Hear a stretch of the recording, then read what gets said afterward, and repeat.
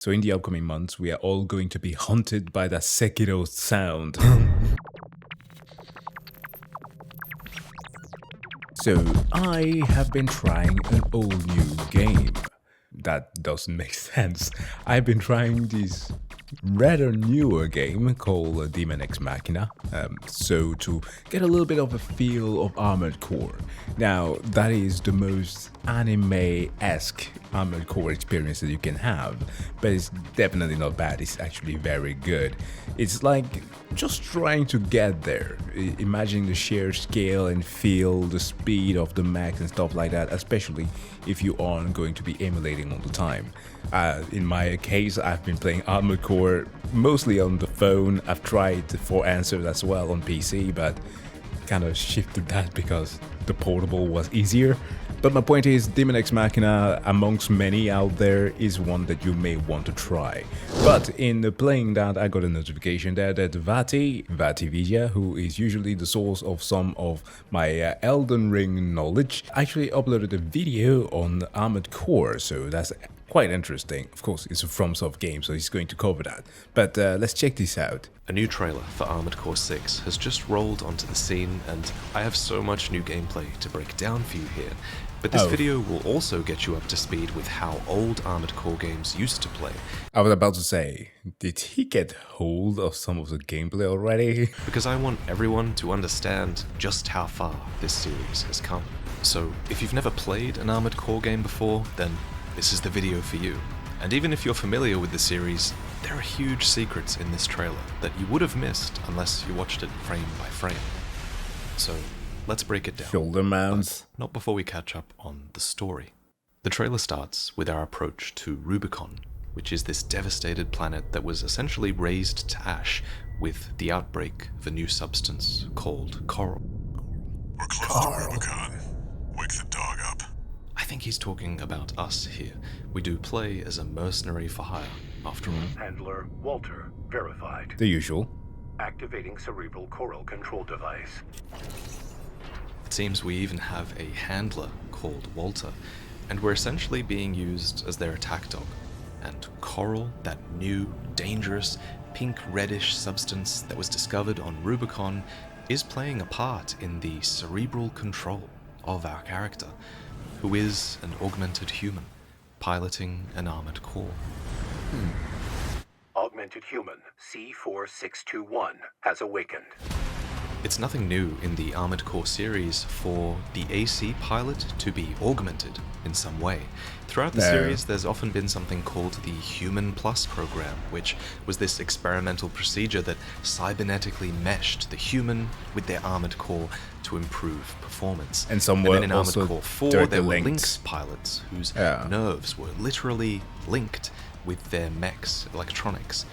I wonder if they may pull like a Gundam, because in like traditional fashion Gundam, you have those who are piloting them solely with the suits and don't have to be directly linked to them through the cerebral cortex.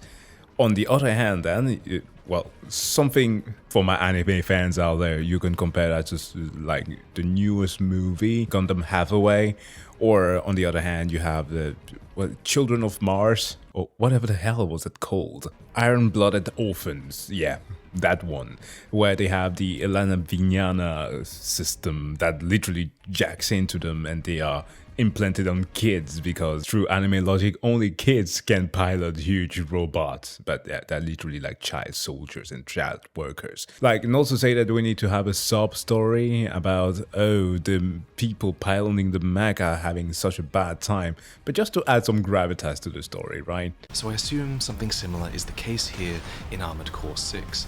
We are almost certainly an augmented human because it gives us greater control of our mech. Sure. But speaking of control, let's talk gameplay. To date, I've played these 7 Armored Core games, so I'll be showing my clips from these games in order to get everyone up to speed and on the same page regarding how Armored Core has traditionally been played. Because in some ways, Armored Core 6 appears to be very similar to these older games, but in others, it appears to be very different. So the first thing I want to talk about is boosting. Boosting in The Armored best. Core is when you press a button to activate your thrusters, which significantly increases your movement speed. In older AC games, you can either boost along the ground and try to avoid enemy fire that way, or tap the boost button again to enter a boosted flying mode. And this ability to fight in 3 dimensions, all while handling multiple weapons at the same time and managing a lot of different systems all at once, that is at the very core of Armored Core's combat. Oh my god, I have forgotten the targeting system, how weird that would look. Okay, wait, the trailer didn't have that. Of course, they didn't have the HUD on, but yeah, we'll see. Now, in previous games, being airborne like this is demanding. It drains your energy bar, seen on the left here. Think of energy as the equivalent of the stamina bar in Dark Souls. Energy is drained by certain actions like moving with your boosters, or when you fire certain energy weaponry, or by activating unique abilities, and it's recovered passively whenever you're not boosting, especially if you're completely standing still, like this. But if you mess up and you completely drain your energy bar, your regen rate will be severely punished and enemies will make quick work of you while you stand there trying to get it back.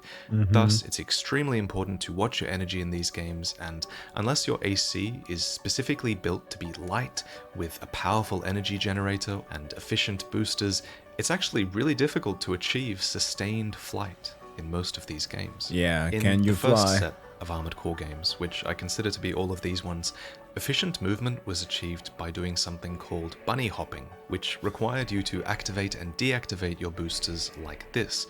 This allowed you to ascend and be avoidant of enemies, and then you could recover your energy as you free fall down, only to start the process again and maintain your momentum when you hit the ground, as long as you time it properly. Everybody's ever played Earth Defense Force as a fencer. You know the feel. Or bunny hopping. But then in Armored Core 4, the series was revamped in a really big way, and mechs overall became faster, Hell energy yeah. efficient, and more airborne, so the whole bunny hopping thing wasn't really required. And in Armored Core 4, the player was even given a dedicated button for side boosting, which allowed you to trade a That's chunk dope. of energy for this instantaneous speed boost in any direction. This change to the game was huge, and while I kind of missed the whole bunny hopping thing as I enjoyed doing that, side boosting was new, and that also required a lot of skill and timing, and it just allowed the game to be played at a faster pace. And when I say faster, I really mean faster. Armored Core 4 requires crazy reflexes at times. It's frantic, it's dizzying the speed you play at, and that's especially true when you're fighting another mech that uses all of the same side boosting techniques as you do. And then there was Armored Core 5, which was way more grounded and way more weightier and very divisive from what I hear. Looking forward to seeing people trying to complete Armored Core 6 with DDR controls. The speed! The reason I'm talking about boosting is because the big question for many fans was how fast Armored Core 6 would play. Would it have this methodical momentum like the first generation of Armored Core games, or would combat be frantic like in Armored Core 4? Or would things be more grounded and slow like in Armored Core 5? And now that we've finally got gameplay of Armored Core 6, we can answer those pretty fast. questions, and I think that Armored Core 6 kind of looks like it has elements of all of the previous Armored Core games. Yeah. I can actually comprehend what's going on screen, so it can't be as fast as Armored Core 4, but it does retain the side boosting ability from Armored Core 4, so that's fantastic. There's Excuse me, the bot that did the kicks before on that rolling droid, it blitzed past it. some evidence in this clip that you can fly in a sustained manner, so maybe it's not really grounded like Armored Core 5 was. But then there's this heavy tank build that does look like it plays more like Armored Core 5, so maybe there is a bit of groundedness that depends on your build. There's a bit of everything here. But luckily for me, the producer of the game has clarified, stating the average movement speed across the game is somewhere between Armored Core 3 and Armored Core 5, he says. But it does 4. have these instantaneous bursts of speed and sudden changes of tempo, so combat can often reach the dizzying heights of, say, Armored Core 4. And according to Yamamura, this is achieved thanks to a button-activated movement skill called the Assault Boost. Assault Oh. Boost is an offensive action that helps close the gap between enemies and lets you quickly go from long distance to close range. It will also provide some incredible chain abilities when fighting. Now, most of the time we see the character assault boosting on the ground, but what about verticality? What about aerial combat? So, in most of the recent mecha games that I've played, usually the one way that you get closer to the target is usually by the utilization of melee weapons. And, or, yeah, well, ranged, not really. There are some that have like magnetic pulls. Which Gundam game was it? Can't quite remember the title, but those exist as well. But usually it's just that. But it's nice to have a dedicated button for that. Well, in past games, a jump could be achieved by boosting from a standstill position, and that's something that we can see as well at a few points in the trailer, where the legs can play a clear part in the initial liftoff of your character. Speaking of jumping specifically though, there's a part in the trailer where the character actually does this enormous vertical leap, but if you look closely, they're actually doing this Accelerated. on a jump pad, which is not unlike the spirit springs that Torrent can use in Elden Yeah, Ring. that's The pretty four cool. vertical lights here probably extend high into the air so that it's clear where these jump pads are located in the world. Just Oh my god, I didn't even see that they have the weights that match with the acceleration. I mean, on the design level, this is very good. like you can see spirit springs from far away as well. The fact that these jump pads are necessary at all suggests to me one of two things.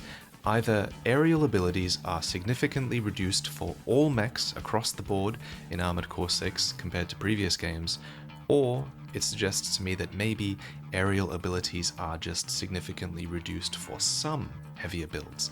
So these jump pads might just be a way for all mechs to achieve verticality in the level and to be able to progress regardless if they have a heavy or light design. Which brings us to the topic of customization.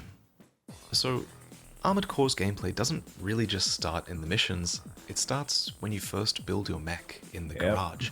This is somewhere you return to all the time, and experimenting with mech designs and fine-tuning your build is a ton of fun when you start to understand the intricacies of all the parts and how they work together. But I didn't understand this when I first started playing Armored Core. At first, you go into the garage to shop for parts, and it's this intimidating chore because the options and the stats are utterly Lots. overwhelming in these games. When I started, And with the Japanese UI, jeez. I'm very much hoping that the UI is clean here. This is FromSoft and I want to trust them, but if we get a UI that looks like Wolong Fallen Dynasty, I'm gonna lose it. That game scarred me. It was so bad. I just wanted to put together a mech and get back into the missions. But it's funny, now that I've played 7 Armored Core games, I now understand a ton of the intricacies of building, and now it's the other way around. I don't build mechs so that I can do missions anymore. I do missions so that I can afford new parts and get back into the garage. Fine-tuning my mech to my tastes is a huge part of the joy for me now, and I get it. This is what Armored Core is about. It's about taking any mission and doing anything for that Like shiny Mech new part Warrior. you have your eyes on. And when I say do anything, I really do mean it. You can do some really awful things in these Armored Core missions just so you can be able to afford parts. It's great. Two of the most important parts in your Armored Core are your generator and your boosters. Put simply, generators determine how much maximum energy you have and how fast you regenerate that energy, and boosters determine the power of your thrust, the direction your thrust favors, and also how efficient that thrust is. And Yeah. then also the Recovery dreaded rate. attribute that you always need to be aware of is weight. Because every part in Armored Core has a weight to it, and it's because of this stat that I would argue that the next most important part of your mech are its legs, because it's those Yeah. legs that determine how much weight your AC can carry. Go over your legs' weight limit and you're gonna have a bad time. Typically, your legs determine whether you're a lightweight or middleweight or heavy build, but on top of that, legs can also give different properties to your mech. Just listen to this quote from the game's producer. With Armored Core 6, one area we focused on was to make sure that the customization aspect is not just about parameters going up and down and numerical values changing, but how these changes are reflected in the feel of the action. By the way, I like that he's using music from previous games. As much as possible, in particular, this is reflected by the leg parts, which control the AC's movement. And in the new trailer, we do see a variety of mechs where it's very clear that their legs are a huge part of the way they play. Yeah. Take the tank with tread legs, for example. Deja vu. In previous games, I never found a use for tread legs. This is what it looks like using tread legs in Armored Core 3. But this is what it looks like using tread legs in Armored Core 6. These legs clearly fundamentally change the traversal method of the mech, allowing them to charge enemies and destroy them, and drift as well. Another familiar leg type to me were these quad legs, which traditionally have allowed the player to fire back-mounted weapons while moving, as seen here. With most other leg types, these back weapons require you to stand still. But in Armored Core 6's trailer, these quad legs can also do this. Hover. They can jump you high into the air, and then they transform into these additional boosters which seem to help this AC hang stationary in the air and deliver death from above. If sustained vertical flight actually isn't a big part of Armored Core 6, then these could be very unique indeed. Most clips in the trailer do show the player with standard bipedal legs, but even these do seem to have additional boosters attached to them, which might be cool. But these bipedal legs have to be my favorites from the trailer. They're not just bipedal legs, they're reverse-jointed bipedal legs, which is a type that has traditionally helped you with jumping and aerial movement, springing you further up into the air. So, fittingly, we see this mech do an insanely fast jump dodge here, and these legs also seem to give them a unique attack. They do a dismantling kick here that is probably similar in function to the charge attack that we saw earlier with the tread legs, and it absolutely obliterates this wheel droid. This Armored Core might be my favorite one in the whole It didn't skip leg day or calf day. trailer. It's extremely lightweight and agile, and it's able to move behind this droidica with blistering speed, using an energy shotgun to blast them before they even know what hit them. Now, I've had fast ACs in previous games, and they're usually really hard to play, but this is on a whole nother level of fast ACs, and what makes this one special is its turning speed. Yep. Turning speed in Armored Core games is traditionally very slow. Boosters. And yes, while you can choose parts in these games that increase your turning speed, and while yes, in Armored Core 4 you can perform that boost turn, it's still slow. But I'm excited to show that the boost turn clearly plays a big part again in Armored Core 6, and it's on a whole nother level, because blink and you'll miss it, literally. It took just 9 frames for these mechs to boost turn for that complete 180. 9 frames! And here, in just 11 more frames, the camera completely catches up as well, and it's now that I assume, 20 frames later, roughly, that the player is fully locked onto their target and able to attack. Maybe some series veterans can correct me here if I'm wrong, but I feel like this is insane for Armored Core. But Which is actually nice that he points that out. Locking on, as mentioned before actually with the whole targeting system, it's new. I kind of like that because it will make the game a bit more enjoyable in the beginning or like in the earlier levels. Perhaps that's something that you can adjust. Again, we cannot see the HUD, but boy, that could be handy. But that's not all. So the heads-up display is disabled in this trailer, so I can't say for sure, but I feel like the way the camera moves here might suggest that the player is actually locked on to this There it goes and explains that. enemy in this clip as they turn. And when I say locked on, I mean that in the Souls sense, where you press R3 to lock onto an enemy and the camera just stays centered on them. If I'm right that you can lock on in this manner, that is also potentially huge for the series as well, because traditionally, lock on in Armored Core doesn't work like it does in Souls games. Instead, there's usually a big box in the middle of your screen that you have to control as you turn your mech with the right analog stick, and anything within that box starts being locked onto if it's within the box. It was basically like trying to play Project Wingman or Ace Combat. The size and the shape and the speed and range of this lock-on is governed by a part of your Armored Core called the FCS, and different FCS parts have different sizes and shapes for the lock-on box, as well as different speeds and ranges that this box targets with. It's very different to Souls. You take a very active role in locking on. You traditionally don't just press one button and it's done. Now, Armored Core 4 did have a manual lock-on button that helped you stay locked on to certain enemies, but it was still pretty loose, and it would fall off if you weren't facing them properly, which happens a lot because they commonly get out of your field of view. So the fact that this Armored Core 6 mech and its camera is able to turn this fast and potentially retain lock-on the whole time, I think has huge implications for the gameplay. It also seems to be happening as well in this scene, as your AC floats around the enemy here. If you look closely, they're watching them the entire time, just smoothly, seemingly perfectly. So, while From Software might be making it easier to turn around and to control your mech, even if they do that, it doesn't mean the game is going to get easier. No.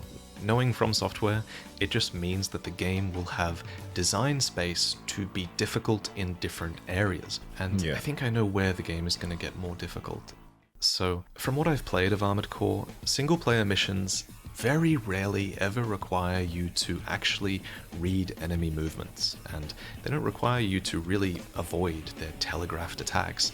These older games are not like the Souls games in that regard. At most, you'll be able to outmaneuver slow missiles at a distance, or try to outpace machine gun fire when it's closer up to you, and this is especially true in Armored Core 4 with its... Yeah, I agree with that.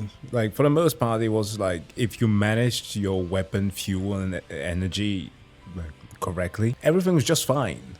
You could basically clear missions. But even that part is difficult. But yeah, you didn't need to telegraph anything. For the most part. Some bosses were more annoying than others. Side boosting, but even then, you're so busy flying around most of the time and watching your energy, watching your ammo, staying at the optimal range for your weapons, and just firing two of them at once. You're so busy doing those things that you don't always have time to dodge things, and it's not completely required that you side boost everything and dodge everything, and watching for telegraphed attacks is really not much of a thing in these games, from what I've experienced. But that is clearly not the case in Armored Core 6. These enemies, especially the bosses, are using very telegraphed attacks here. For example, this enemy AC has a chain whip melee weapon with a vertical slam that I guarantee you can use your side boost to avoid. This enemy AC has a unique back unit that overboosts them forcefully forward into a linear lanced grab attack that our character narrowly avoids, only to then be caught by it moments later. That's... I'm thinking about one type of character from Elden Ring who does this. Those guard-skin bastards. Another very clearly telegraphed attack. This spider-like mech has a slow laser beam followed by a pincer slam that the character boosts away from. Not to mention, there's this female voice that warns us to watch out. Watch out. AI. And in another clip, warns us about a choral response from the generator. So I think these things might actually be mid-battle warnings, not unlike Sekiro's own attack warning system. And this boss might be the best example, though. It has these two giant club arms that rotate horizontally in one animation and slam vertically in another. I don't think I'm wrong when I say these attacks would not look out of place in a Souls game. And again, from my experience with Armored Core, these sort of attacks are not common in those games. This is new. We know from past interviews that From Software actually spends a ton of time in the Souls games designing enemy attacks and animations to be properly telegraphed to the player so that the player can recognize patterns and react appropriately. So I will argue that this is actually a huge design component of what makes a game Souls-like at all. I know the word Souls-like is overused and memed to death, but I think Souls-like combat is very much about the dodge roll, and the dodge roll only works if enemy attacks are very clearly telegraphed. I think that the closest that you can compare Armored Core to Souls-like will be, of course, this telegraphic thing, but also Patches. Patches is part of Armored Core.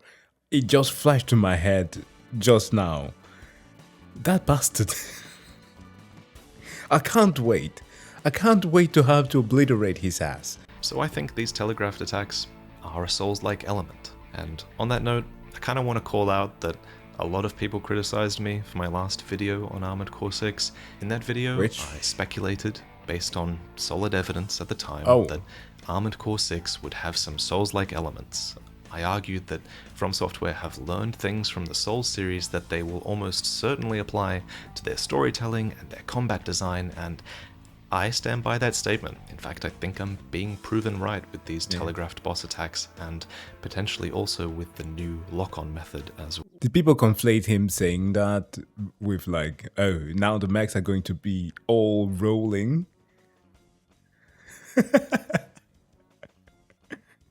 Like what a freaking Optimus Prime in the... Oh my god. I kind of miss the Cybertron game now that I'm saying that.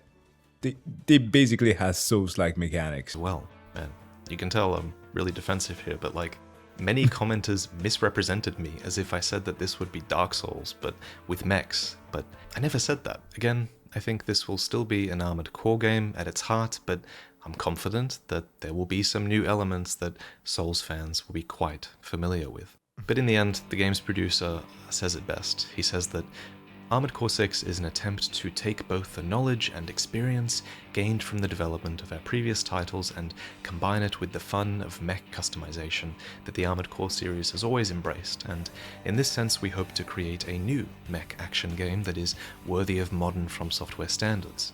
Specifically, we're developing this game with an awareness of things that From Software has always embraced in its other action games, such as an intricate map structure, combat design that allows players to deal with enemies by carefully observing their movements, and the ability to overcome challenging situations with ingenuity and creativity. Nice. Anyway, moving on. So, the devs also make a clear point that melee weapons are a huge part of this game. So, let's talk about weapons in general in Armored Core. In these games, typically you have 4 main weapon slots. You have left hand and right hand, and then left back and right back. 2 of these slots are usually active at the same time, allowing you to dual fire a huge variety of weapon types. Sometimes you'll want to dual wield machine guns, others you might want to dual fire both missile slots on the back, or maybe you'll want one of each weapon type, or maybe you're this guy and you want your back slot to be taken up by an entire missile cage, or maybe you're this dude and you want to replace your back slots with an overboost unit. There's so much variety even just in this trailer alone. But one of the most common loadouts is to have, a ranged weapon in your right hand and a melee weapon equipped in your left hand. And in particular, that strategy seems to be the one that's making a big return here in Armored Core 6, because in the trailer we can see this diverse array of melee weapons, all with different characteristics. There's you can also have a familiar shield. laser blade, yes, but then there's also a chain whip that has long range. There's a twin blade that does multiple strikes. There's an energy lance grab attack. There's a horizontal spinning cleave. There's a flamethrower on this enemy AC, not to mention the pile bunker and cluster bomb launchers that were seen in the cinematic trailer. That move there reminded me so much of Sekiro. And I was like, okay, sure, the director for Sekiro worked on this. And it turned out to be the case. Now, there's so much diversity already. In previous games, melee weapons were typically just these simple blades that all shared the same attack animations. And while they were extremely damaging, they were typically also quite difficult to hit with. If something is flying or moving more than 5 kilometers per hour, then you're just gonna have a really bad time. It gets better in games like Armored Core 4 Answer, where your character really hones in on their targets, but until then, melee weapons were usually something that you would use as a backup weapon for when you're out of ammo, or you might want them as a utility weapon to take out tanky opponents. Usually I preferred to dual-wield ranged weapons instead, whenever that was possible, as that was the optimal way I thought to deal damage in most missions. And while dual-wielding ranged weapons is clearly possible again in Armored Core 6 based on some of the loadouts that we can see here, I'm actually feeling tempted to incorporate melee weapons into my playstyle when I finally do play this game, especially if lock-on really is a lot more reliable like it is in the Souls games. Melee is said to be a big part of this newly combo-based combat. When answering a question on what's new in Armored Core 6, the producer states that in the trailer you may have also seen a part where the core is deployed by an AC to generate a shockwave, and the pile bunker is then used on an opponent who is reeling back from the shockwave. This kind of building combo with multiple weapons is an appeal of AC6's unique assembly and combat. Oh boy, we're also going to have a stagger system here. And in another response, Yamunori encourages players to make use of something called the stagger system in order to break the posture of enemies so that you can get close for a melee strike. Yeah. I think that's awesome. A stagger system sounds like exactly what Armored Core needs to add to give this ebb and flow to the combat in some fights. It's also nice to have finishers. Fights sometimes just feel like bunny hopping in a circle around an opponent and pelting them with ammunition until they die. But having a posture bar and a health bar should help fights to become more dynamic and have moments where you have to get close to them and moments where you have to back off and things like that. Remember, this game is now being directed by the legendary Masaru Yamamura, who I respect a lot personally because they were the lead game designer of Sekiro, and I believe they were responsible for Sekiro's combat system as well, and Sekiro had my favorite combat system, and notably it had the stagger system in it, and this also went on to inspire Elden Ring's own stagger system, and now it seems Armored Core is getting one as well. So in the upcoming months, we are all going to be haunted by the Sekiro sound. Yamamura states, another addition to the series combat is a stagger element. If an AC takes too many hits over a short period of time, its altitude control system will be overloaded, making it vulnerable for a short time. Both continuous hits and big powerful strikes will cause stagger damage, encouraging you to keep up the pressure on the opponent. This damage inflicted to an enemy's stagger gauge varies from weapon to weapon. It can also be affected by factors like distance, adding additional strategy in equipping and using these armaments in combat. Another part that I'm extremely curious about are shields, which are utilized by mechs in the trailer here, here, here, and here. Now, shields have been in Armored Core games before as a type of extension part, and while I've personally only tried them once, I didn't like them. I didn't feel like they were super impactful. So you could either choose from solid shields that were heavy or energy shields that drained your energy bar when you took a hit. And in this trailer, all of the shields we saw were energy shields that were attached, interestingly, in a back weapon slot. They come out here literally within one frame, which is insanely fast. And it seems like the player is holding them up manually like they do in Souls games, though it's hard to be sure at this stage. Yeah. Speaking of extension parts, I wonder if an extension part is responsible for this action in the trailer where there's this scan pulse ability that detects enemies behind walls. Could be. Or perhaps it's like in Armored Core 5 where there's this dedicated button that enters you into a passive scan mode and allows you to mark enemies hiding behind walls. Locking onto enemies while they're behind walls is a staple of the series ever since the first game. It's a great technique if you have missiles equipped because you can lock onto enemies with your missiles from behind a wall and then dash out, shoot your missiles, and go back into hiding. And in fact, in this Armored Core 6 trailer, we see these shoulder missiles react to the lock-on and the missiles prep as the sensor picks up the enemies, which is a great little detail. Keen eye. But it's hard to know at this stage where all these utility items like scanners and shields are attached. In past games, utility items could exist on your back, they could exist as extensions, they could be inside your AC, and sometimes even armor parts themselves have utility functions built into them. For example, head parts often have an inbuilt radar function. Torso parts often have deployable drones or overboost functions, and there are even some weapon arms that straight up replace your standard arms with cannons. Yeah. Finally, in the cinematic trailer, we see an EMP attached to what seems like the core of the unit, so that might even be an option. We see this explosion in actual gameplay as well. It reminds me of Assault Armor in Armored Core 4, which was this last resort attack that consumes your primal armor and weaponizes it and deals massive damage to the opponent at your own expense. What's funny is that in this clip you can see an enemy mech attempting this same animation, but they did it a little bit too late and we get ours off first. Is this Arena, perhaps? Raven. Priority subject for termination. High on the list.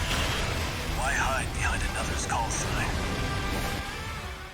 Despite being called Augmented Human C4-621 earlier in the trailer, there's clearly a bit of intrigue behind our character because we're also addressed with another name in that same trailer, a call sign, Dog. Raven.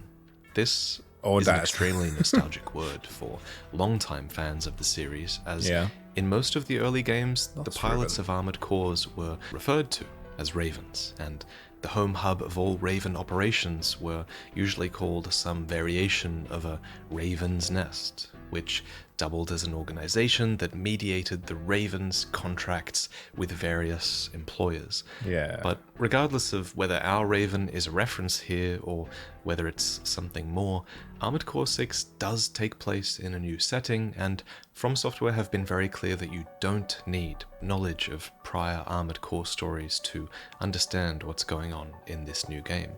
This is because Armored Core 6 takes place in a future where interstellar travel is said to be commonplace, so events from past games are going to be very removed from this distant star system called Rubicon 3. But no matter how far they are away, it seems this universe can't escape the greed of megacorporations. These companies can't resist the siren song of the coral and Of course not. continue to wage war for it, despite its destructive properties having reduced this planet to ash, contaminating its climate and turning it extremely cold. It's kind of the same stuff that's been happening before, except that it may not have turned the planet completely cold. With Earth, I think that people were forced to live on the ground. Well, corporations. Therefore, the world that we're exploring is multi-layered. It has these shining mining constructs and energy farms that Deserts are even. built on top of the hollowed-out industrial ruins of the old world, which is defended by the indigenous forces of the planet, even now. Reminds me a bit of my displate that I helped design called Future Souls. Link in the description. But man, I'm so excited for this game now. It's been really fun learning to love the old games, just knowing that a new one is coming and that there's this purpose to playing all of these. And I think if you have played these old games, then you will also sense just how much this series will benefit from the touch of modern From Software. Yeah. Even Miyazaki himself has said that past him is jealous of the sheer budget and resources that From Software can now bring to bear on their projects. It's clear that older Armored Core games wanted to have the player exploring these vast subterranean structures, and they wanted the player to marvel at the scale of the world because they were really ambitious with their old games, but in reality, you end up exploring the same tunnels and you end up exploring the same sorts of open worlds, and Yeah. they all have these repeated assets. Just compare that to the incredible set pieces and assets that we're seeing in this trailer, and the color and the vibrancy and the quality of these mechs and everything we're seeing, and I'm just so excited for them to be able to fully realize and achieve what they set out to do so many years ago. I mean, can you imagine being an old school director or developer watching all these things happening now. Like the likes of, for example, freaking Hideo Kojima, right? I like to bring him as an example because he was very much visionary in a lot of stuff that he did through Metal Gear and now through Death Stranding. Some of the stuff that I've done pretty odd, but also freaking breathtaking. And that of course doesn't only apply for the East, because in the West we also have developers who worked on stuff like Mega Warriors. Like, they will rejoice if they had such a budget today. With Armored Core. Also, some of the coolest moments for me in these early Armored Core games was when you earned new parts for your AC during missions, rather than just buying these parts in the shop. Yeah. This could be done by finding these parts out in the level or by defeating enemy armored cores, and sometimes you could even get them just by completing missions or by S-ranking missions. With these clearly more detailed levels in Armored Core 6 and with the familiar branching mission structure of the games confirmed to be making a return, I really hope that discoverable parts make a return as well, because it really is exciting to experiment with new parts, and there's no place I prefer to put weapons to the test than in the arena. The best parts of Armored Core games for me have been fighting other mechs, and the arena is essentially boiled down The to that cyber grind. exactly. So I was happy to read that arenas are returning in Armored Core 6. There's essentially going to be these arena simulators where you can train against other Armored Cores that you might encounter out in your missions. Not to mention also PvP arenas are confirmed for Armored Core 6 as well, and I guarantee that's something that I'm going to get heavily addicted to when the game comes out. Also on the topic of storytelling, I feel like From Software's storytelling has come so far since they started making these Armored Core games. I'll be honest, the old Armored Core games do not grab me with their storytelling. No. The mission briefings and the cutscenes just put me to sleep. I end up just wanting to play the game and skip through them. Just like I said before, it's very much like Ace Combat. The best moments for me, though, in regards to storytelling is when characters are actually bantering in the middle of combat, or when the female voiceover gives you mid-mission information, or when she debriefs you at the end. I also love being allied with other ACs and hearing about their struggles or how they boast during combat. I love that aspect of these games. I love that storytelling. And I can tell that those systems are returning in Armored Core 6 as well, so that's really great. But I've talked long enough. Let's end on the final note of the trailer, which I speculate might be reminding us that we are a lone mercenary, a slave to the highest bidder, used to achieve their goals. Let's see how far they can fly. On borrowed wings. Subscribe for more Armored Core content, and I'll see you next time. I can't imagine how much time the art department has been putting in just to mesh every single part of the mechs and different variations, because it's a hell of a lot of combination that people are going to be doing. Like, people may be enjoying Fashion Souls, but we're going to steal straight out the fashion frame that Warframe has and make it our own. But guys, thank you so much for checking out this video, and as always, if you liked it, please do go first and foremost, subscribe and like the video from Vaati, and of course like this one if you liked it. That said, we should also have a wonderful day. See you guys in the next one, and come back to check out some more Armored Core content. Bye.